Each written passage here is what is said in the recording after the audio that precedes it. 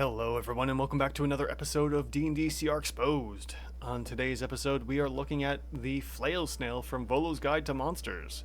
But before we get into looking at the Flail Snail, let's talk about the business here. If you like what I'm doing here and you'd like to get your hands on this sheet as well, go ahead and click the link in my description below to go to my Ko-fi page where you can get this tool completely for free or donate if you feel so inclined to.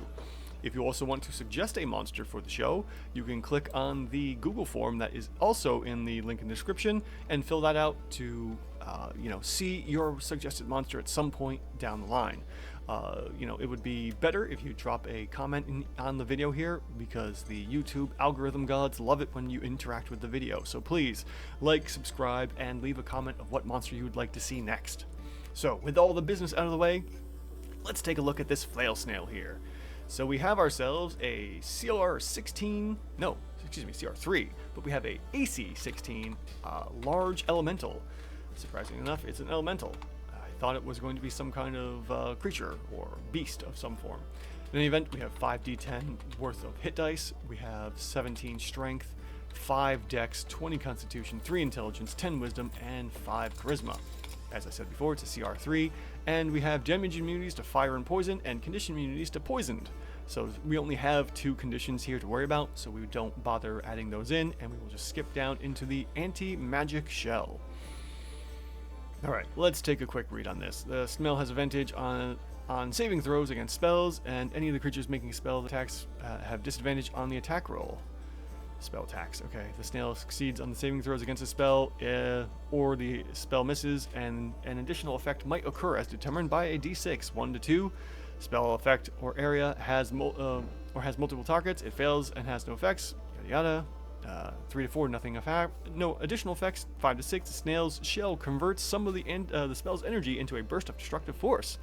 Each creature within 30 feet of the snail must make a con save, taking 1d6 force damage per level of the spell on the failed save, or half as much as a successful one. So this one really comes down to your party comp, and we can't really get much of an idea. I mean, we could. It would take a lot of calculations here. And we could say, okay, CR3, maybe we'd expect a group of level 3 or 4s to be fighting a couple of these together and go through that. It takes way too much time, and I could say, maybe a little bit here to add into the damage. It's not really going to help, honestly. So let's just move past this. Next, we have the Flail Tentacles. The Flail Snail has 5 flail tentacles. Whenever the snail takes 10 damage or more in a single turn, one of its tentacles dies. If even one tentacle remains, the snail regrows all dead ones within 1d4 days if it survives.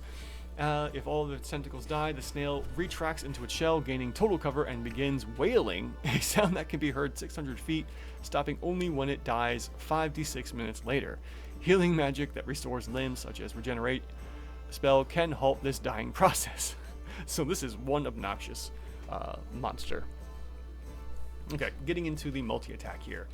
Let's see what we have for that, because this is going to be the meat and potatoes of our monster. Since there's really not much we can do about that reflective carapace, or the shell, or whatever we want to call it. So we have as many flail attacks as it has flail tentacles, and all against the same target. Wow, okay, so that's pretty brutal. It just comes in with one swing. So we're going to say, what do we got?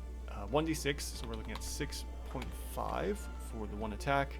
We do have that +5 to hit, which I've already added in. Then we have the Scintillating Shell. Recharges after a short or long rest. We get 1 use of this. And from what I'm seeing, we have a DC 15 Wisdom save or be stunned until the light ends. Which, let's see here. Color lights until the end of the snail's next turn. Why didn't they just say that at the end there? So annoying. So we get stunned for 1 round. And we get 2 targets potentially stunned. So let's take a look at this. Stunned, we got 1 round. We're looking at 2 targets affected, so potentially 27 effective hit points. We'll go ahead and throw that in, or do we want to? Maybe. You know what, why not? We'll add in the 27 effective hit points for that 1 round of combat, and we'll move on from there. Let's see here. We do have 5 tentacles, so I did forget about that point there. So we're 5 times the number here. So we're looking at potentially upwards of 32.5 damage. and we will be doing that 2 rounds of the 3 because we have the scintillating shell. We also have the shell defense. The Flail Snail withdraws into its shell, gaining a +4 AC until it emerges. It can emerge from its shell as a bonus action on its turn. Okay, so that's only good if it wants to stop fighting for some reason. We don't care about this beyond that. Alright, so let's take a look at this. Let's say all 3 rounds of combat.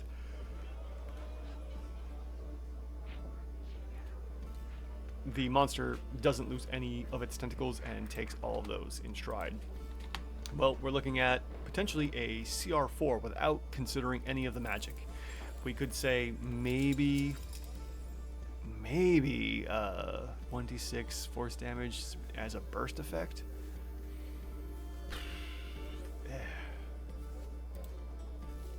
Yeah, I would say maybe, one of these, given the amount of what's going on here, and with that anti-magic shell, this could potentially be a CR5 snail until it starts losing some of its tentacles.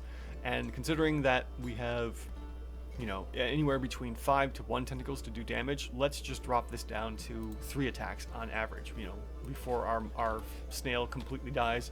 Maybe it has 3, and even then at 3, and maybe our characters stop casting magic on it because of that stupid magic shell. We're still looking at a CR4 monster here for this snail, which is kind of surprising. So, what brings it? What do we need to see our snail at? Probably 2. Let's see here. 2 flail attacks. Yes. Okay. So that's where we get our CR3. Is once we're down to 2 tentacle flails, flail tentacles. Once we're at that, then our monster here is at the appropriate level. But before then, we're looking at CR5, and then what happens if we only have 1? Where are we at CR-wise here? Oh, and this should not be a CR3. We're expecting a CR3. That doesn't really change much of anything. Oh, so even with 1, I mean, we have an abysmal low offensive CR of 1 with a high DCR, defensive CR of 4. So we're looking on average probably a CR4 monster, because at our best we have a CR5, at our worst we have a CR3. So I would say somewhere around CR4 is what our Flail Snail is going to be considered, and not necessarily a CR3. So this is a little bit more deadly than GMs may be led to believe, surprisingly enough. All right. Thank you so much for watching this episode of the D&D CR Exposed video series. And again, if you like what you've seen here and you want to use this tool to make your own monsters, perfectly balanced CRs, then go ahead and grab this spreadsheet from my Google description, or not Google description, excuse me, from my Ko-fi page, which you can get in the link in the description below. And until then, have fun, balance those monsters, and we will see you next time.